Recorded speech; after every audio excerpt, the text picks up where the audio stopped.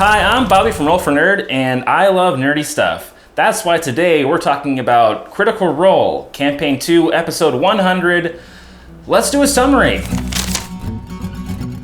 So we start off, and the Mighty Nine are sailing to Rumblecusp, and they are aboard the infamous Ball Eater. But they have a problem. A big problem, in fact. A giant dragon turtle is chasing them down. And, this thing actually isn't even really known to the general public. It's only been heard, apparently, through, stories in bars and taverns that sailors tell other sailors to kind of scare them when they're, brand new. But this is the Mighty Nine, of course. Wherever they go, they see crazy stuff. They go to the circus. Zombies. They have a nap in a field. They get enslaved. They climb a giant tree for fun. Oh, look out, there's a rock coming. Before anything happens, though, Jester tries to do a divine intervention with the Traveler really quick. So, wait. Okay. I'm gonna use divine intervention. Oh. You're gonna use divine intervention? Yeah. Okay, go ahead and roll. Whoa, come on, Traveler. I believe in you. Oh, yeah, no. I rolled a 95. Doesn't pan out. He's a little busy. Oh, stop it. I'm not that powerful. Oh, one moment, please. Oh, Jester. Use divine intervention. I'm sorry, darling. I'm a little bit busy right now. I'll get back to you soon, I promise. Now, what were you saying about me? And immediately Ford is giving orders left and right. It became obvious that Travis had studied a lot over the course of the break, and people were really impressed. By the way, I might say that you're taking a sense of commanding in this. It's sort of turning me on a little bit. There's just all urine below this table. What? You can get to the cannons. Okay, I'm sorry. I was just complimenting the captain. Unfortunately, even with the entire team on the top of their game, firing off cannons, sending out spells, the dragon turtle was just too big and strong to be taken down that easily, and soon it was right on their back. And there was a calm. There was a quiet where everyone just kind of holds still and you hear just the waves. Yeah. Scheiße. The ship suddenly lurches heavily from underneath as something impacts it from the very bottom of the hull. Fortunately, they landed safely and were able to continue the battle. Jester steps up and casts Polymorph on the dragon turtle, but unfortunately, because she turns it into a sea turtle, which has a swimming speed of 50 feet, it's able to keep up with the ship still, and they have to think of a new plan now. They tie a rope to Cad, Jester, and Caleb. Cad jumps into the water. He casts Bane on the sea turtle, which allows them to now more easily cast spells on it. Caleb tries another polymorph, but fails. Jester thinks about casting polymorph, but then goes, oh yeah, I forgot it's concentration spell, and I already have that on it already. So if I fail, it will end up becoming that giant dragon turtle all over again. So Caleb fires off one more polymorph, and luckily is able to transform this sea turtle into a sea slug. So what are you turning it into, you said? 17 is... No, a sea slug. A sea slug, alrighty. That brings it to a 13. So yeah. Are we good? Run. Are we good? It's a slug. Run. Let's go. Full sail, full speed ahead. With a renewed sense of hope, Ford orders the crew to go as fast as they possibly can away from this thing, and using the wind and a bunch of really creative spells, they're able to get away from the sea slug, who is left in the dust now, and get to safety. They spend the rest of the day traveling at full speed with the wind. Unfortunately, it's also out of the way of the route. It takes away half a day of travel, but at least they have all their limbs. The next day, which is actually 3 days away from Rumblecusp or TravelerCon, they actually start to redirect the ship back onto the original route now that they know that they're safe. I will also pray to the Wild Mother and say I'm sorry I didn't check in before I got on the water like a fucking noob. Please watch over the cast, the crew. Jester takes Gallon down to the hull of the ship, and they assess the damage of the hull to see if when the dragon turtle attacked it, if it took any severe damage. Fortunately, there wasn't anything crazy, and they were able to fix the hull of the ship without any real consequences. After Gallon tells the crew a story about how there's another dragon turtle over at Darktoe that made a deal with them, the crew starts to think maybe we can make a deal with this thing. In the middle of this, Jester comes up with a story about how the dragon turtle's obviously in love with that other dragon turtle. No wonder it's so upset.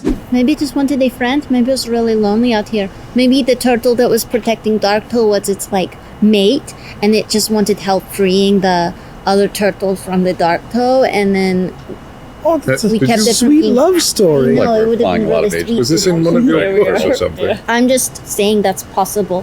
On the following day, which is actually day 2 to Rumblecusp or TravelerCon, Cad uses Commune to speak with the Wild Mother. And through a bunch of visions and messages kind of given to him through the senses, he's able to determine that the dragon turtle is still following them. But he also gets that the dragon turtle is intelligent and could be persuaded to make a deal with them if they wanted to. Now, this actually only raises concerns by the crew, and they decide to go even faster if they can towards Rumblecusp to try to avoid this thing. And then Bo and Veth think of an interesting plan. Well, then maybe we just need to hook it up, man. Maybe you just need to get laid. Just finger bang that thing, Yeah. and we'll be okay. Oh, man. And we're back. And we're back. Are we volunteering? Sure, man, I'll do whatever it takes to defend my cannons. Just, swim down and... And in the middle of all this, Veth decides to make a bomb, Fluffernutter 2.0. Not the best roll on it, so we'll see how it actually works and functions. And then we go to Jester, who just finished drawing some turtles humping.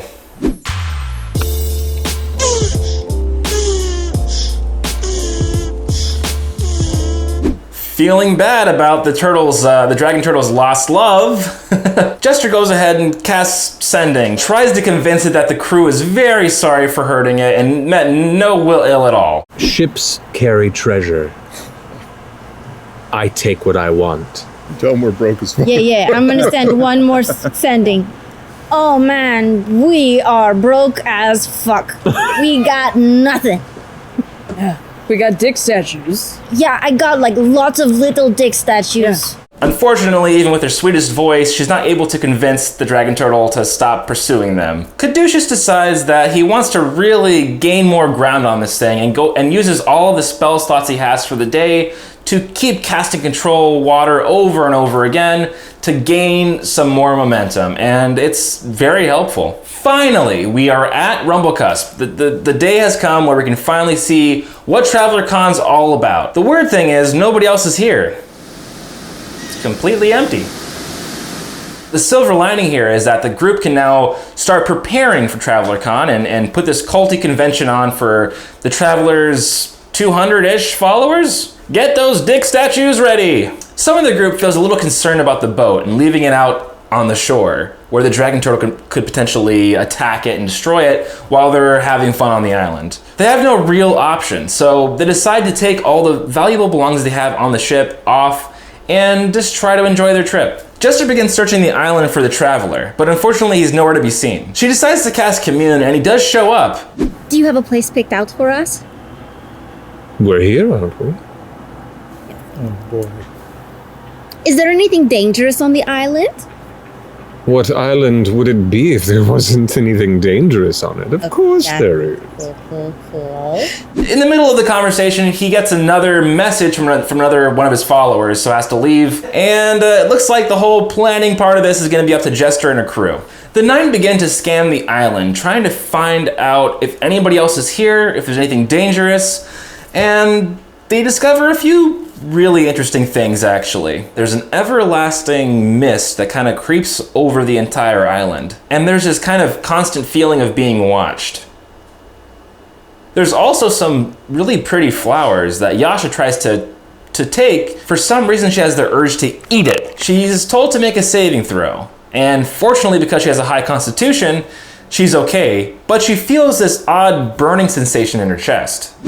This kind of burning sensation begins to take from the inside of your throat and your inside of your chest. You resist it though. You're used to eating harsh things in the wastes of Xhorhas to survive, and you manage to shrug off what may have been a more terrible experience. Caleb decides to send out Frumpkin, which he transforms into a beautiful bird of paradise, to kind of sweep around the island and gather information. He does discover there are a local band of villagers living near the volcano. Their whole village seems to be kind of ramshackled together with different odds and ends from all types of ships, and the people wear all types of clothing from fashion you'd see all the way in Tal'Dorei to Wildmount. It's also a very diverse group of people. We have everything from humans to elves to orcs, all living together in harmony. 24 or more structures built across the ground, and some up into the tree canopies themselves. So you can see networks of ropes and other long pulleys and cords that are bound between trees at a distance, and there are buildings held aloft in them with bridges connecting. You can see elements of it that look like driftwood, elements they were carved from local trees, elements like pieces of ships that have been scavenged. While in the middle of the jungle, the group finds himself confronted by 3 displacer beasts. Luckily for them, before they even attack, 2 giant bears with axes come out of nowhere and slay one of the beasts. The other 2 flee. These 2 bears transform into a female elf and a male human. They introduce themselves as Jaina and Pono. Welcome. Welcome, we're happy to have you. Oh, are you from the village we're aware of further up the way? We both are. And they go, that's true. Have you come to join as well? Join the village? How long have you been a part of this village? They both kind of look at each other. As far as I can remember. They go on to learn that Jaina and Pono are from the local village, and everyone there prays to and gives favor to a deity, the volcano god, Vokodo. The obvious culty vibes the duo put out really make the entire group uncomfortable. Even Jester feels a little weird about it, and they ask them a lot more questions, trying to pull information out of them as they're walking to the village. The thing is, when you come to the center of the world, the rest of it doesn't matter that much.